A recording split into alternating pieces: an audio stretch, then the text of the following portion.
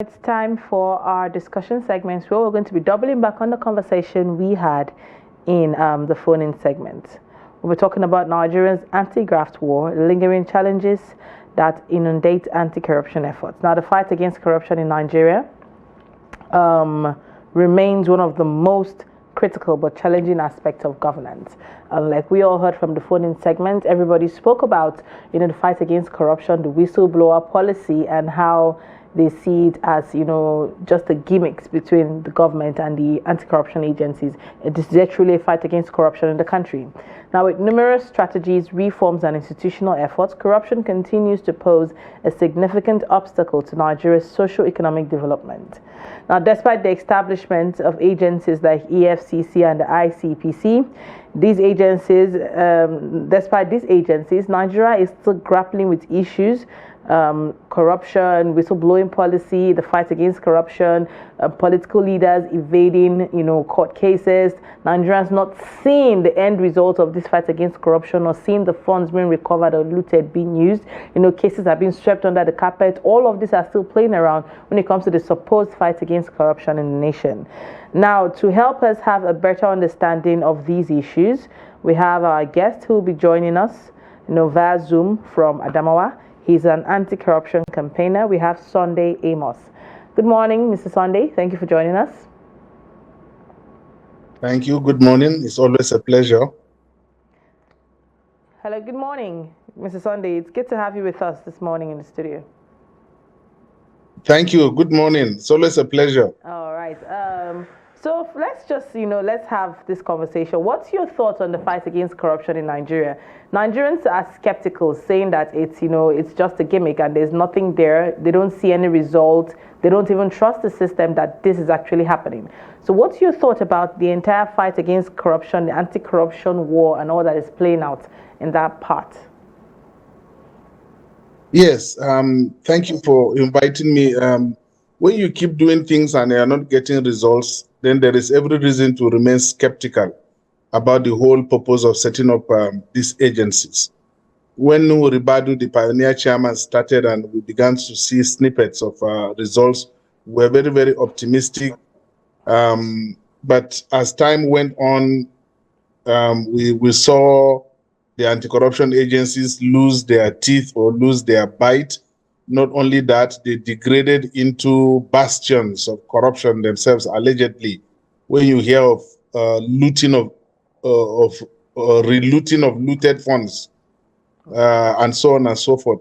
When you see how politicians have used these anti-corruption agencies to target opponents, and that if you belong to the ruling party, you are protected from prosecution by these anti-corruption agencies, then you tend to lose trust. You tend to lose faith in the purpose for the establishment of this anti-corruption agency. So it is really no surprise that Nigerians are losing faith in the system.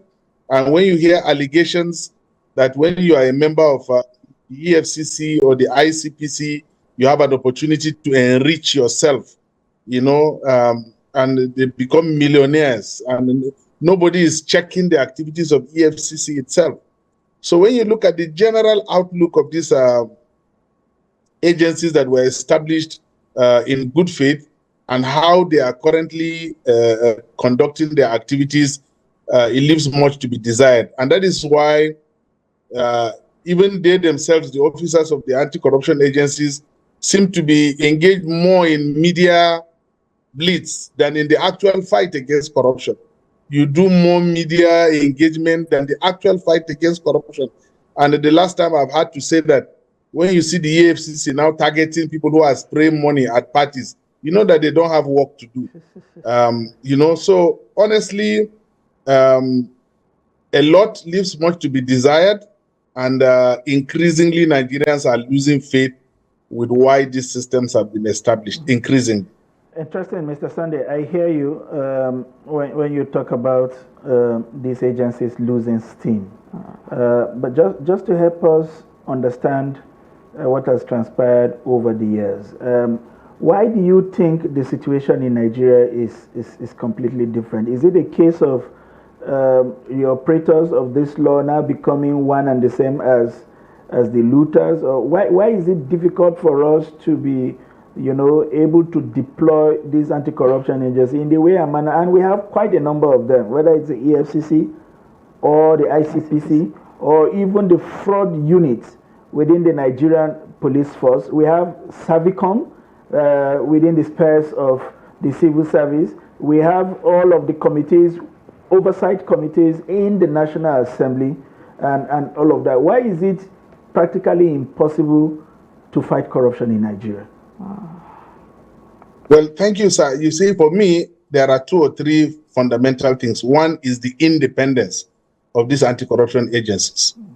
When you have a situation where the National Assembly, in the case of Magu, for example, the National Assembly rejected his confirmation 3 times. The DSS had a security report against him. 3 times the National Assembly rejected his confirmation, and Buhari insisted he must be the one. So what do you expect? You don't expect, do you expect Magu not to be loyal to Buhari? Or look at this one that this Bawa that came on board that was brought in by Malami. So these bodies are headed by people who are not independent. And because they are dependent on their masters, it has been said that whoever pays the piper dictates the tune. So the independence of these bodies is one thing that has bedeviled the fight against corruption. Secondly, we don't even understand that corruption is not a crime of passion. We don't understand how corruption thrives, and so we have lacked the strategies for addressing it. Let me give you a good example, sir. We would tend to preach corruption about hellfire and heaven, and from moral perspective, we will never succeed if we approach corruption from that perspective. Corruption is a crime of economic calculation. Before a man engages in a corrupt act, he calculates in his head that 1, the profit from this corruption is high, the benefit is high, the risk of being caught is low, and the punishment is equally low, and he engages in it. So as long as we cannot reduce the benefit from corruption, and as long as we cannot increase the punitive measures on corruption, and as long as the risk of being caught in Nigeria is not high, as we see in China and in other places that are serious about fighting corruption, we will never be able to make progress with the fight against corruption. All right. Just to stretch your perspective a little more, what do you think focus should really be if we need to compare our modus operandi in Nigeria with what we see in other advanced climes? Should we focus more on preventing this act from happening, because it is becoming even more expensive to fight? I mean, some governors have been going in and out of court for a decade, So where do you think we should deploy resources? Where do you think it would be more effective, to nip this in the bud? Is it, like you said, in trying to prevent this act from happening in the first place? Because somebody will tell you, if you take the most corrupt person in Nigeria and put them in Western systems, it will be impossible to get a kobo out of that system. And if you bring people who do appear like saints in these Sena climbs to this place, you'll be shocked at how they can also transform in line with some of the incentives that you've talked about. So what is it about? Is it about tightening systems that prevent these leakages and wastages that we have seen, or pilfering of our common purse, or in deploying resources in chasing after people who have successfully moved away our common patrimony? But no doubt about it, prevention is better than cure. And not only prevention better, it is cheaper than cure. And we should be deploying more resources in plugging the loopholes and preventing corrupt acts from taking place in the first place. And in this regard, citizen empowerment is very, very critical. As it is currently, the greatest loss in the fight against corruption in Nigeria is the loss of citizen power, the loss of citizen support. Politicians have weaponized poverty, and now all that Nigerians are thinking of from the time they wake up to the time they lie down is, what do I eat? What do I drink? How do I send my children to school? How do I pay rent? How do I this? How do I that? And as long as this is our basic thought every day, I will not bother where the person who gives me money gets his money. But if today we're talking about Nigerians earning a living wage, we're talking about our youths gainfully employed in various skills and skills acquisition programs, our women empowered economically with vocational skills. If we're talking about a nation where people are not bothered about what to eat or what to drink, they will be bothered about how their resources are being used. But today you are giving me 10,000 naira, you are my hero. I don't bloody care where you got the 10,000. And that is why politicians understand this and have weaponized poverty. All right, thank you very much for that. Still talking about weaponizing poverty and, citizens' power. Earlier, we were able to have conversations with Nigerians on the whistleblower policy that was put in place. And at this point in time, do you see that still having any effect in the fight against corruption?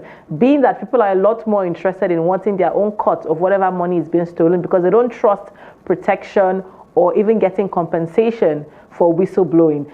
Do you think that was a good policy in place, and what ways could it be strengthened or properly implemented if it could be taken up?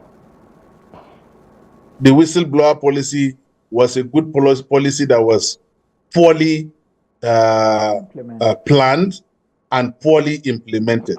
For example, it was entirely to be online, and it is entirely a financial issue.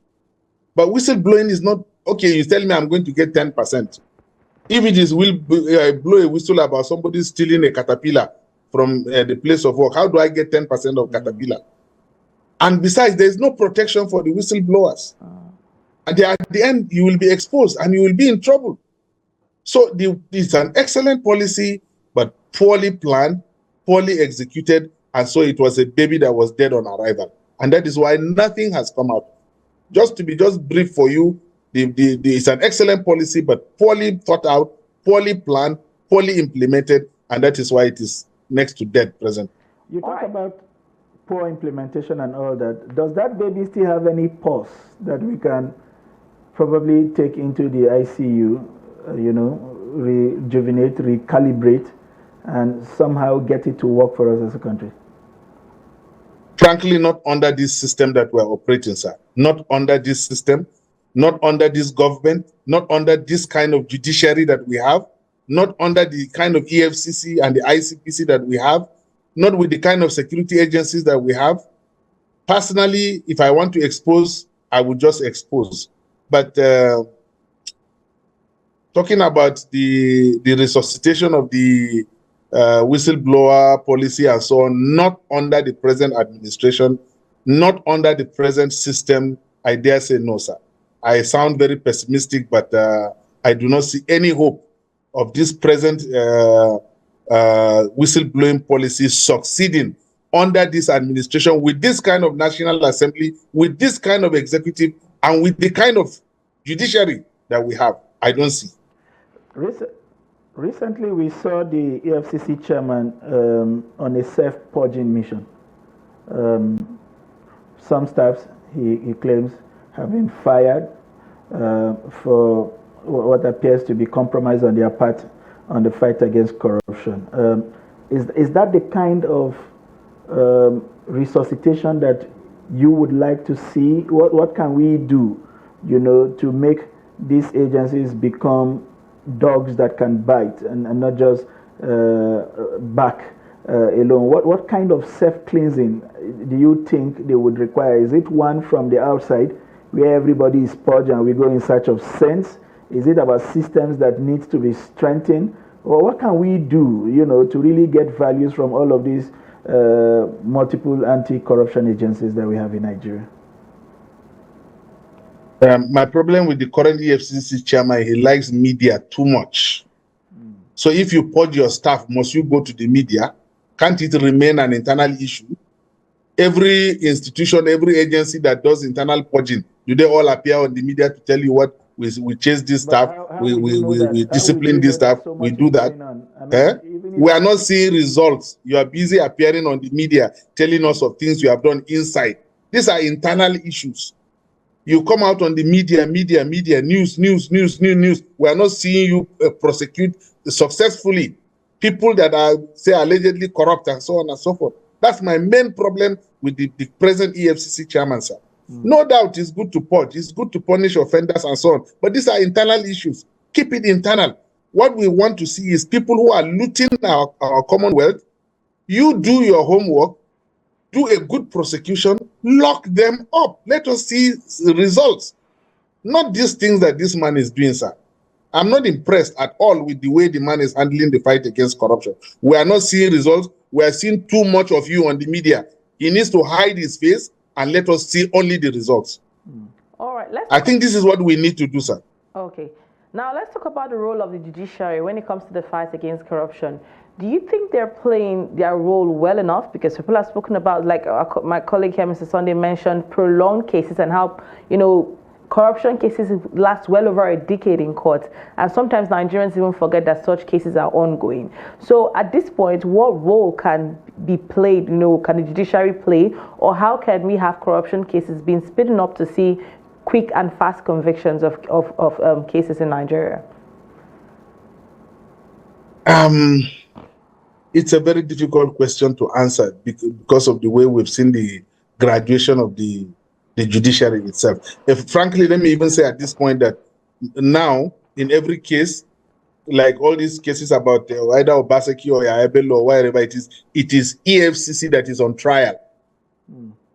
It is the judiciary that is on trial, not Yahya Bello, not any of this. Each case, high profile, low profile, medium profile, that comes either taken by the EFCC or before it is the judiciary that are now currently on trial in the courts of public opinion. They have failed woefully, and we want to see how they can redeem their image. I've had cause to say that our judiciary has graduated from being the hope of the common man to being the lost hope of the common man, and has now effectively become the last hope of the corrupt man. And that is why they can confidently tell you, go to court, because they know the judges that they have appointed. Look at the shameful thing that is going on between Wike and the building of judges' quarters. You have cases before them, and you are building quarters with them, you are fraternizing with them. What good do you think will come out of it? So the truth of the matter is that as long as the system continues to be operated the way it is, any case that goes before them, you just dismiss it and nothing will come out of it. But the EFCC has an opportunity, and the courts have opportunity to redeem their image that has been battered. As for the executive and for the legislature, I've said now we have a complete arms zone of corruption effectively in Nigeria. So in this kind of system where the executive is the way they are, with the express support of the legislature and the monetization of the judiciary, the support of the security agencies, the weaponization of poverty, add all of this together. My brother, if you are in my shoe, will you see anything positive? So sometimes when we talk, people accuse us of being so pessimistic and so on. It's not about pessimism. Yeah. It's about what we see. Yeah. The dog was asked about the party taking place in their house, sir. And he said, I want to see it on the ground. Unless we see results on the ground, we will continue to speak about the way our system is not working. Our system as presently constituted is not working. Right. The judiciary has lost face. And EFCC has lost face. Both of them are now on trial, and they have an opportunity to redeem their image. I hear you, Mr. Sunday, about how gloomy the present picture appear, but I wouldn't want us to end this conversation on a gloomy note. What does it appear to you? Is this situation completely irredeemable? If not, where do you think that redemption will come from? We talked about the AFCC. We said they have to purge themselves. We talk about the judiciary. We said they have to redeem themselves. We talk about the executives. Today we describe them as three arms of. If these people are not willing to redeem themselves because the current system appears, to be encouraging this tyranny of the minority, what is left to be done to redeem, this theater called Nigeria? What else can we do on the part of active citizenry, to begin to demand that justice be served, to demand accountability, to demand quality leadership? What role is there for the ordinary Nigerians to make this happen? Under normal circumstances, had we had an empowered citizen, that would have been the hope of Nigeria, because there would be mass action. We've seen it in Kenya, we've seen it in Bangladesh, we've seen it in other climes, but as long as Nigerians are hungry and poor and are sleeping outside and are dying, that singular hope that is remaining for mass action and demand for accountability is still under the table, very sadly. And the politicians understand this, and that's why they refuse to empower the masses, because if they empower them, they will give them power to speak out and demand for accountability. So the result, the next action, and I'm saying this with a lot of shame, is to go back to God in prayer and ask him for mercy upon Nigeria. Apart from citizen power and apart from God coming down himself to intervene in our situation, I am afraid to say, sir, and I will be happy to be proved wrong. Under this present executive, under this present legislature, under this present judiciary, under this present EFCC and ICPC and code of conduct and security architecture that we have, the fight against corruption is moribund. All right. You really didn't give us hope or tell us that it might be just light at the end of the tunnel. I apologize. But from where I stand and from my experience, I cannot but conclude like this. It can't be that bad. I really believe it can't be that bad. But at this point, say there's a difference. What do you think Nigeria can learn from other, countries when it comes to the fight against corruption? What can we pick up that can and might be implemented to help this nation? Yeah, it's about systems, my sister. Look at what's happening in Singapore. Listen to their past leaders. Look at Singapore. Just look at Singapore. Doesn't even have the kind of punitive measures that China has. We are told that in China, when we have new public officials, they are taken to prison to go and see their predecessors locked up. As a reminder that, look, if you mess up, this is where you're also going to end up. But it's not about locking people up. It's not about arresting people. It's not about prosecution. It's about plugging the loopholes and preventing the stealing from taking place. Our laws are very porous like our borders. The National Assembly ought to have been the one to enact very strict laws. But again, the problem of Nigeria is not even the enactment of laws. Under the presently constituted laws, we have what is sufficient to prosecute the fight against corruption. But by the time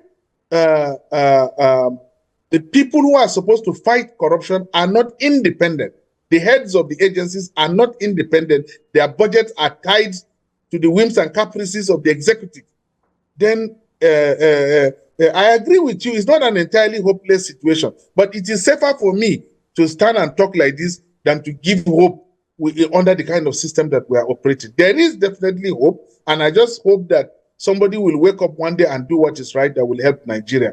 But you will agree that from the results that are being churned out, the so much emphasis on technicalities from our courts, look at the brains of lawyers that we have, the SANs. How is it that we cannot have a body of SANs who can come up and say we are men of integrity and we will come out with the best to ensure that every corrupt governor is locked up, every corrupt this, every corrupt that is locked up. But continuously we see that if you have money, at the end of the day, you do plea bargain and then you are let off the hook with a little slap on the wrist and so on. How can you not at the end of the day be thinking like somebody like that? Mr. Sunday, in other crimes, we have also seen how opposition parties, and this changed quite frequently in other democracies actually, have become sometimes the voice of the voiceless in holding the government of the day accountable and demanding probity and accountability with regards to public expenditures, execution of contracts, and all of that. What do you think has happened to opposition in Nigeria? We seem I mean, it appears that that phrase has gone to sleep. We don't have opposition in Nigeria now. Tell me now, will you in all honesty describe Atiku Abubakar as opposition? Eh? Will you describe what's that his name, Bola, somebody Bola, as where will you categorize it? Today you are in PDP, tomorrow you are in APC, another day you are back to PDP. Where you day? Will you ever be branded as opposition? Our political parties themselves are not based on any ideologies. I mean, in America, you know what the ideology of the Republicans are. You know what the ideology of the Democrats are. When you go to the UK, the Labour and the Conservatives, you know what their ideologies are. Kemi Badenoch is now opposition in the UK. You hear her. But in Nigeria, do we have any opposition? The only opposition we have is those who are not in power. But even those who are not in power are in bed with those who are in power. So what do you expect to come out of it? So the only opposition is when I'm not chopping. I'm affected, I begin to make noise. And somebody has said that the volume of our decibels is inversely proportional to the distance from the opportunities for stealing, which means the closer we are to an opportunity for stealing, the lower our noise. The farther we are away from the opportunities for stealing, the louder our voice. And when you are chopping, then you exercise good table manners. That when you are eating, you don't talk. So unfortunately, sir, we don't have ideologies, we don't have opposition, we have different political parties, but we are all jumbled up in the same pot of corruption in this country. All right, thank you very much, Mr. Sunday, for this insightful conversation this morning. Well, it's okay. I would say you stated facts. You didn't give us. You don't sound okay. You are saying okay, but you don't sound okay at all. You didn't give us hope, but we hope that the hope that we are looking forward to would bring light to Nigerians, and one day Nigerians would believe that, you know, public funds and I say a big amen to that. I say a big amen to that. We look forward to that day in the country. Thank you so much for joining us on the show this morning. It's always a pleasure. Bye. Have a good day. All right, that was Mr. Sunday Amos there, an anti-corruption campaigner, I would say. He actually did spit facts just the way it is, and he wasn't ready to sugarcoat anything at all.